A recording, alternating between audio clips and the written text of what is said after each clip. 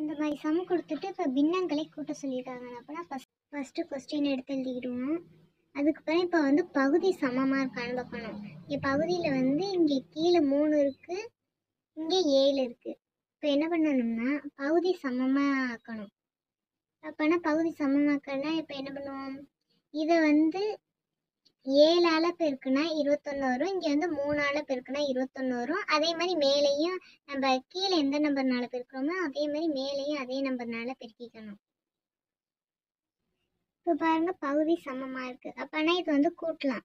இப்போ 14ஐயும் 15ஐயும் கூட்டினா எத்தனை?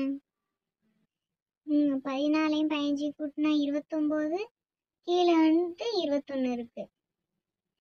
29/21 அடிக்க முடியாது, அதனால இதை எப்படி வச்சுக்கலாம். இதான் இதோட ஆன்சர். ஃபஸ்ட்டு கொஸ்டின் எடுத்து எழுதிக்கிடுவோம்.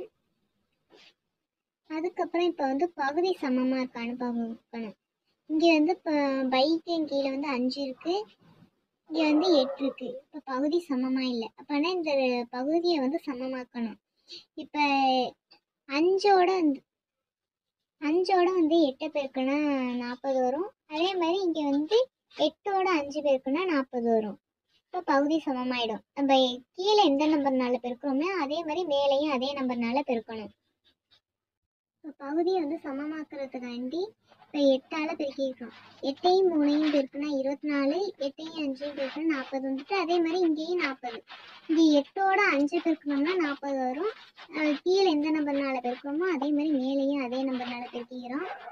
பெருக்கிட்டு இப்போ 24/40 மைனஸ் 15/40. இப்போ பகுதி சமமாக இருக்குது. அப்போனா இந்த நம்பரை கழிக்கலாம். 24 மைனஸ் 15/40 கழிச்சோம்னா 9/40. இதுதான் இதோட ஆன்சர்.